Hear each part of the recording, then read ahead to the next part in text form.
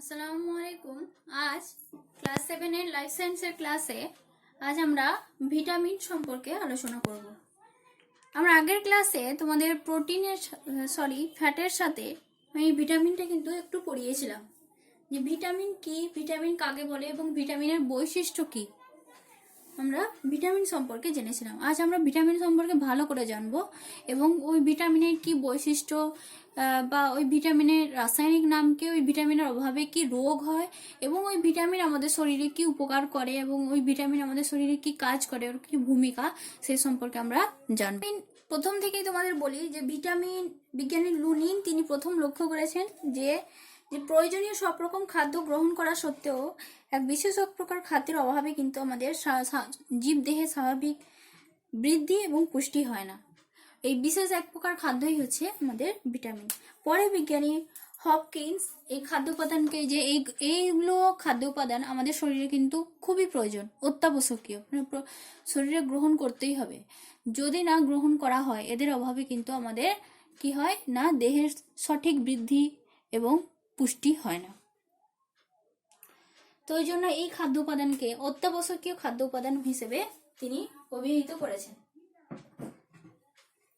তারপরে বিজ্ঞানী Casimir Frank তিনি এই ভিটামিনকে তিনি প্রথম ভাইটামিন নামে নামকরণ করেন এবং ভিটামিন নাম দেন বিজ্ঞানী।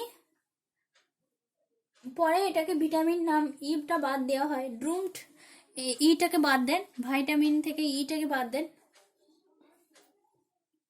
ভিটামিন হয়।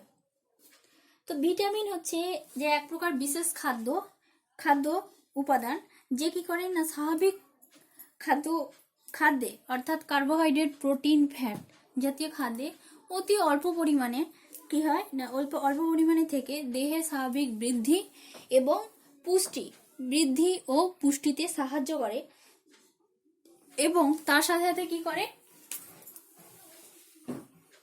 সংজ্ঞায় আমরা কি বলবো না, যে বিশেষ খাদ্য উপাদান যে কি করে না খুব অল্প পরিমাণে খাদ্যের সঙ্গে খুব অল্প পরিমাণে থাকে এবং কি করে না সে দেহের স্বাভাবিক বৃদ্ধি ও পুষ্টিতে সাহায্য করে। এছাড়াও রোগ প্রতিরোধ ক্ষমতা, আমি তোমাদের প্রথম যখন খাদ্য উপাদানের ভাগ হচ্ছিল তখন আমি কিন্তু কিছু খাদ্য উপাদানকে দেহ পরিপোষক খাদ্য এবং কিছু খাদ্য উপাদানকে দেহ সংরক্ষক খাদ্য হিসাবে ভাগ করেছিলাম।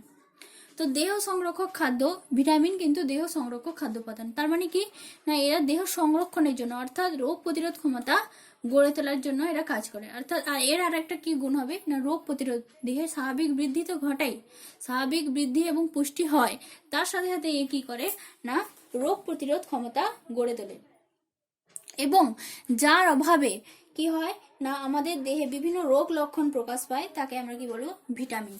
এই ভিটামিনের কি বৈশিষ্ট্য,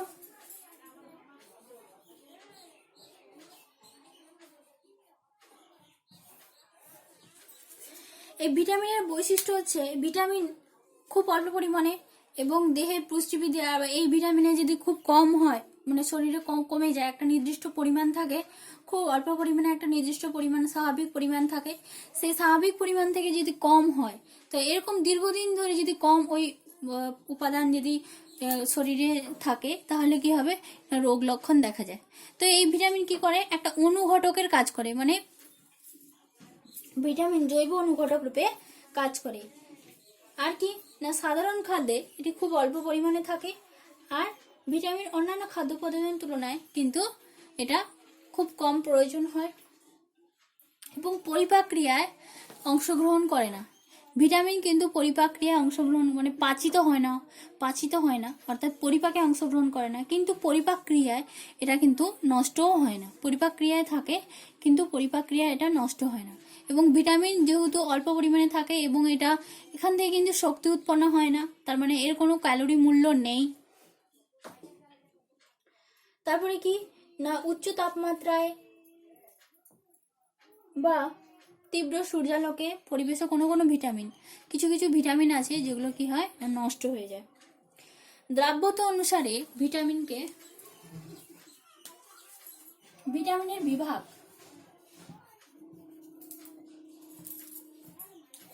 দ্রাব্যতা অনুসারে ভিটামিনকে দুই ভাগে ভাগ করা হয়, একটা হচ্ছে ফ্যাটে দ্রবণীয় আর একটা হচ্ছে জলে দ্রবণীয়।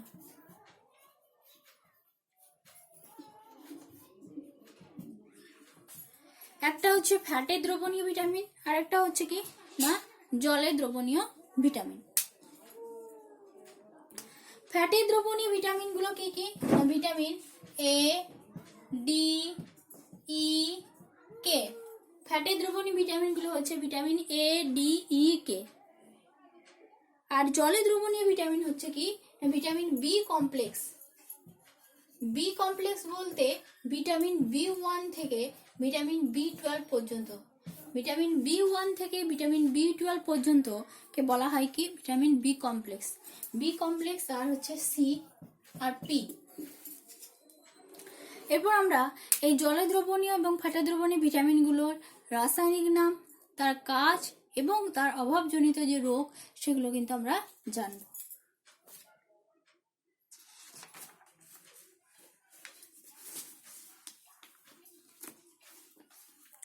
তার আগে জানবো যে ভিটামিনের কিছু টার্ম রয়েছে, সেগুলো টার্ম কিন্তু আমরা জানবো। ভিটামিনের কিছু টার্ম রয়েছে, যেমন হচ্ছে প্রোভিটামিন, সিউডোভিটামিন, অ্যান্টিভিটামিন। অ্যান্টিভিটামিন বলতে বা অ্যাভিটামিন, অ্যাভিটামিনোসিস। অ্যাভিটামিনোসিস বলতে হচ্ছে না, মানে হচ্ছে না। তার মানে কাউকে যদি বলা হয় যে অ্যাভিটামিনোসিস হয়েছে, তার মানে এর কোনো ভিটামিন নেই। অ্যাভিটামিনোসিস।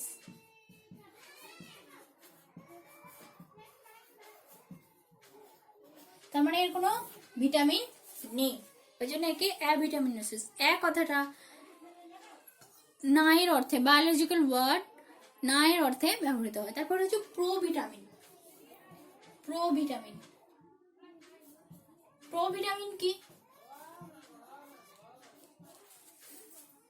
প্রোভিটামিন কি না, যেগুলো কি হয় প্রোভিটামিন হচ্ছে, যেমন হচ্ছে যেসব যৌগ থেকে প্রাণীদেহে ভিটামিন উৎপন্ন হয়, যেগুলো থেকে কি হয় না, যেসব আমাদের দেহে প্রাণী দেহে জৈব যৌগ থেকে কি হয় ভিটামিন উৎপন্ন হয়, তাকে বলা হয় কি প্রোভিটামিন। যেমন হচ্ছে গাজর, অর্থাৎ গাজরে থাকে বিটা ক্যারোটিন। বিটা ক্যারোটিন থেকে হচ্ছে তোমার কি উৎপন্ন হয় না, বিটা ক্যারোটিন থেকে ভিটামিন এ উৎপন্ন হয়। তারপরে আর্গেস্টেরল, আর্গেস্টেরল হলো একটা জৈব যৌগ, সেখান থেকে ভিটামিন ডি উৎপন্ন হয়। তো এইগুলো যেসব জৈব যৌগ থেকে কি হয় না ভিটামিন তৈরি হয়, ভিটামিন উৎপন্ন হয়, তো সেই সব ওই জৈব যৌগকে বলা হয় কি প্রোভিটামিন। যেসব জৈব যৌগ থেকে ভিটামিন উৎপন্ন হয় তাকে বলা হয় কি প্রোভিটামিন। মানে ভিটামিন প্রো মানে আগে, মানে ভিটামিন তৈরির আগের যেটা সেটাই হচ্ছে কি না প্রোভিটামিন। তারপরে হচ্ছে কি না সিউডোভিটামিন।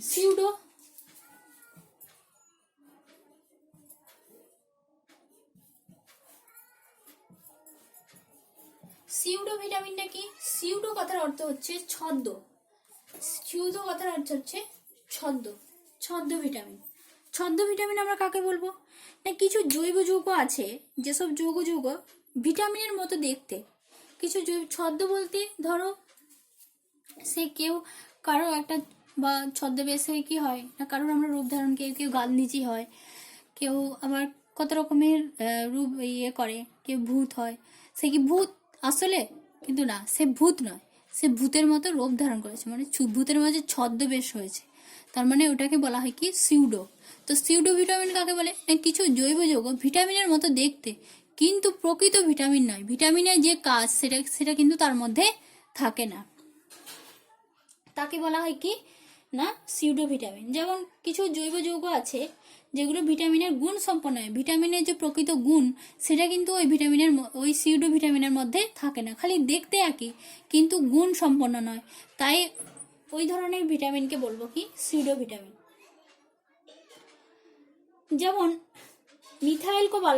মিথাইলকোবালামিন হচ্ছে সিউডো ভিটামিন বি12 এর একটা। মিথাইলকোবালামিন একটা ভিটামিন, যে কি করে ভিটামিনের মতো দেখতে, অর্থাৎ ভিটামিন বি12 এর মতো দেখতে কিন্তু ভিটামিন নয়। সে কি করে ভিটামিন B12 এর মতো দেখতে হয় কিন্তু ভিটামিন নয়।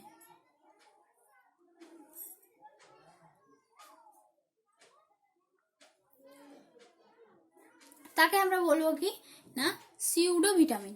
তাকে আমরা কি বলবো? তাকে বলবো আমরা সিউডো ভিটামিন। তারপরে হচ্ছে কি অ্যান্টি ভিটামিন। অ্যান্টি ভিটামিন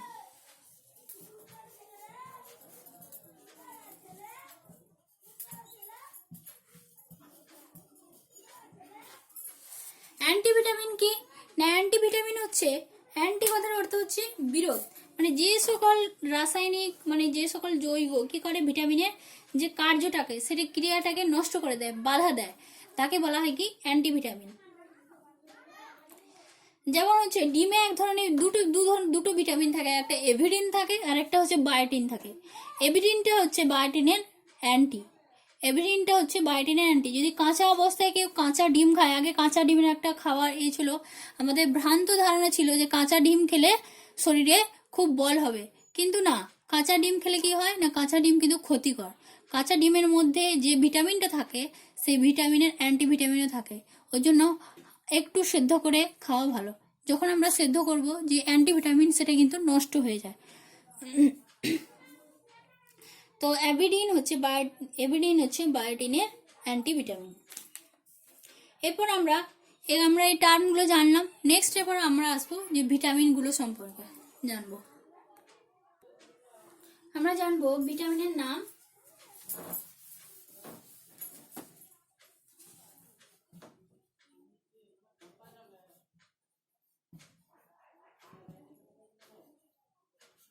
এবং তার নিচে আমরা জানবো তার রাসায়নিক নাম,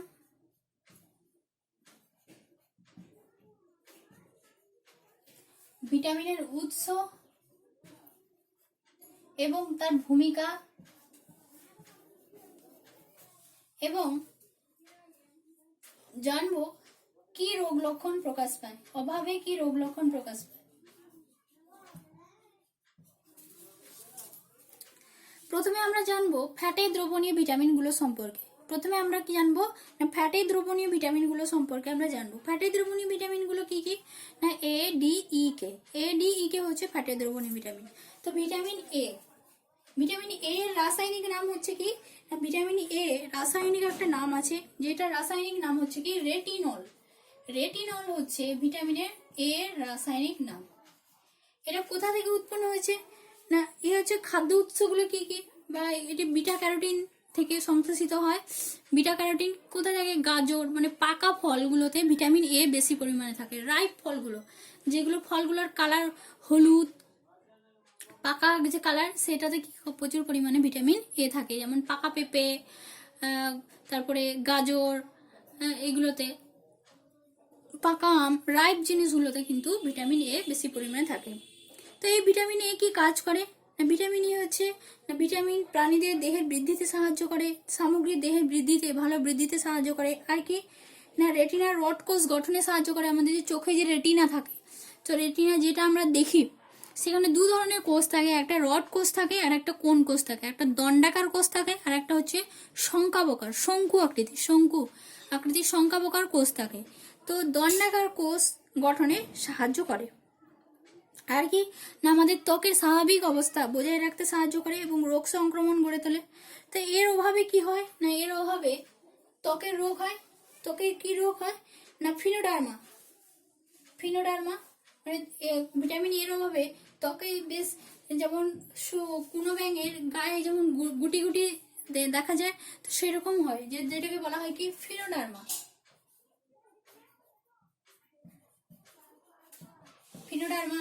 আর রড কোষ গঠনে সাহায্য করে। এটা ভিটামিন এ যদি থাকে তাহলে রড কোষ ঠিক মতো গঠন হবে না। তো ভিটামিন এর অভাবে রাতকানা রোগ হয়, মানে রাতে যারা দেখতে পায় না, রাতকানা রোগ।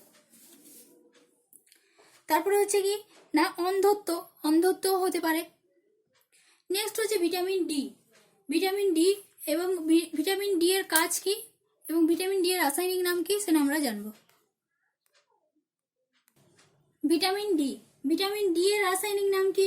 ভিটামিন ডি এর রাসায়নিক নাম হচ্ছে না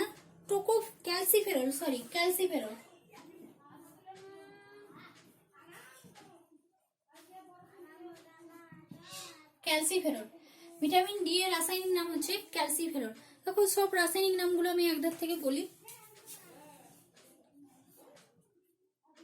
ভিটামিন ই এর রাসায়নিক নাম হচ্ছে টোকোফেরল।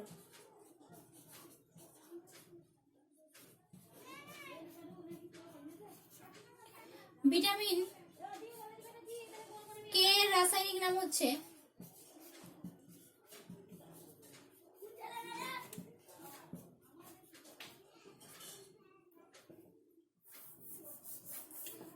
ভিটামিন কে এর রাসায়নিক নাম হচ্ছে কি না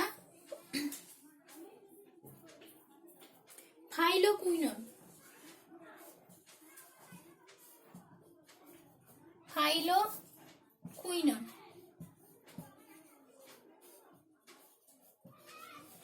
এটা হচ্ছে ভিটামিন কে এর রাসায়নিক নাম। তারপর আমরা জানবো ভিটামিন ডি।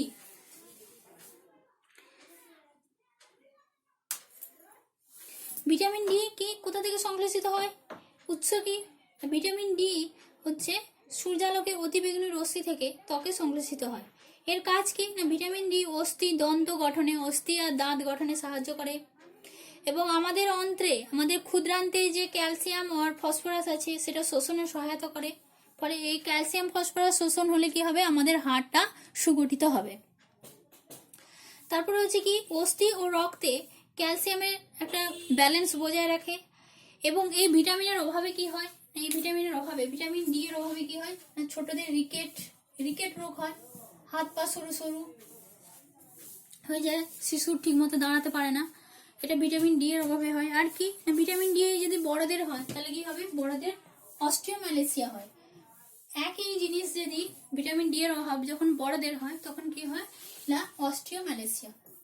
অস্টিওম্যালেসিয়াতে কি হয় না এই যে ক্যালসিয়াম ফসফরাস ঠিক মতো শোষিত হয় না, এগুলো তো শোষণে সাহায্য করে। আমরা ধরো ক্যালসিয়াম ফসফরাস জাতীয় খাবার খাচ্ছি কিন্তু ঠিক মতো শোষিত হচ্ছে না, সেগুলো মূত্রের মাধ্যমে চলে যাচ্ছে এবং হাড়গুলো আস্তে আস্তে ক্ষয়ে যাচ্ছে।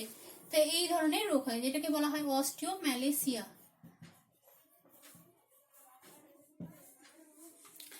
এটা ভিটামিন ডি এর অভাবে হয়। নেক্সট আছে ভিটামিন ই। ভিটামিন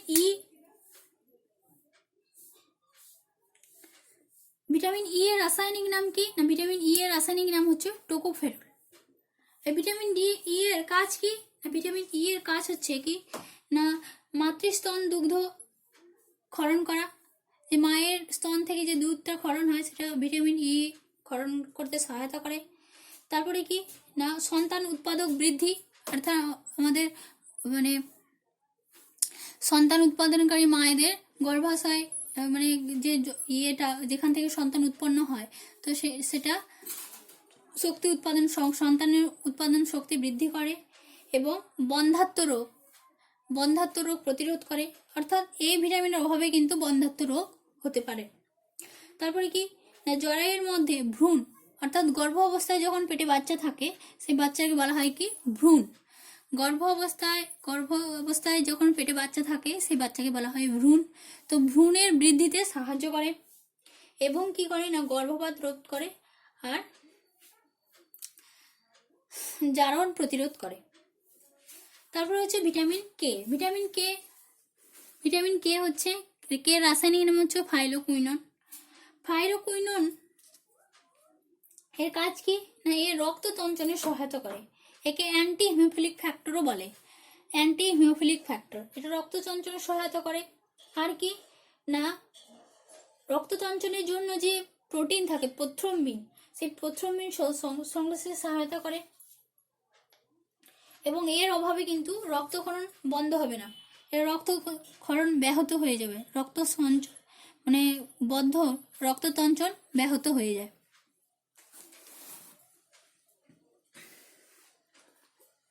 দেখো ফ্যাটে দ্রবণীয় ভিটামিনগুলো আমি বললাম। তারপরে জলে দ্রবণীয় যে ভিটামিনগুলো ভিটামিন B1 থেকে B12 পর্যন্ত, সেই B1 থেকে B12 পর্যন্ত কিন্তু আমি নেক্সট দিন পড়াবো তোমাদের।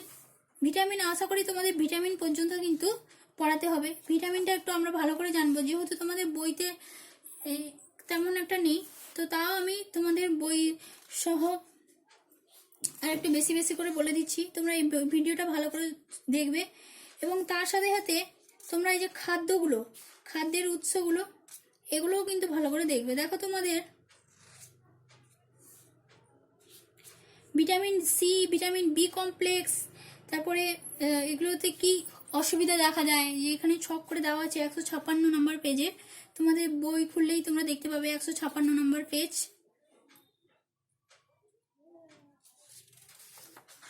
তারপরে ভিটামিন এ, ডি, ই, কে যে এখানে কাজ আছে দেখো, গুরুত্বপূর্ণ কাজ, এবং উদ্ভিজ উৎসগুলো এখানে রয়েছে। তো এই গুরুত্বপূর্ণ কাজগুলো তোমরা দেখবে, এবং তার সাথে সাথে আমি ভিডিওতে আরও এক্সট্রা কাজগুলো বলেছি সেগুলোও তোমরা দেখবে।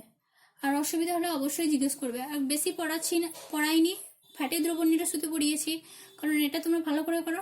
নেক্সট যে ক্লাস থাকবে থার্সডে, নেক্সট ক্লাসে আমরা আরও বাকি জলীয় দ্রবণীয় ভিটামিনগুলো পড়াবো। অসুবিধা হলে জিজ্ঞাসা করবে, ঠিক আছে।